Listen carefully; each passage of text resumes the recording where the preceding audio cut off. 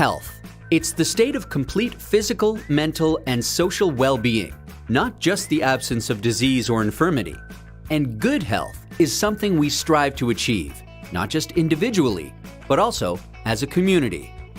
But if we look around us, our family, friends, and others, we know that health is very variable. For example, in 2016, the life expectancy of a child born in Sierra Leone was 53 years, while in Australia, it was 83 years. But even within Australia, the life expectancy of Indigenous people is about 10 years lower than that of non-Indigenous people. And even within a specific group of people, health can change based on a person's income, level of education, or occupation. So why is health so variable? To answer that question, we must understand the factors that influence health. The factors that influence a person's health are called determinants of health. These include who they are, such as age, sex, and genetic makeup, and what they do, as in health behaviors such as smoking, physical activity, alcohol use, and diet.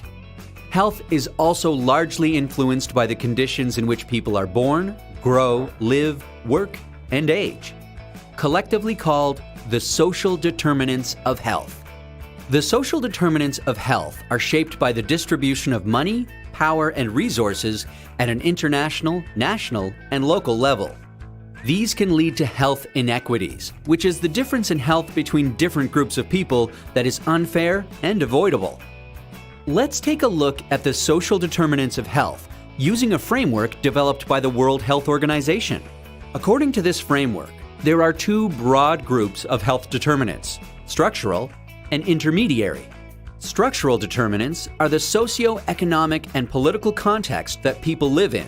It includes governance, economic, social, and public policies, and also the social and cultural values placed on health issues.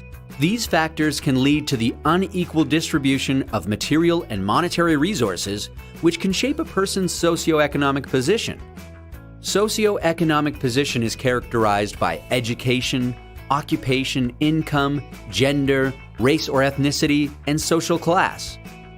The structural determinants of health operate through a set of intermediary determinants that impact a person's exposure, vulnerability, and outcomes to factors affecting their health. These include material circumstances, such as the quality of housing, the financial means to buy healthy food, clothing, or other requirements for healthy living, and work environment. Psychosocial factors, like stressful living circumstances, relationships, and social support. Behavioral and biological factors. In addition to these, health systems determine the type of healthcare, the quality of it, and how easily accessible it is. Bridging the structural and intermediary determinants are social cohesion and social capital. The links between all these determinants are not always linear, but can be complex, interdependent, and interact in many different ways to influence health.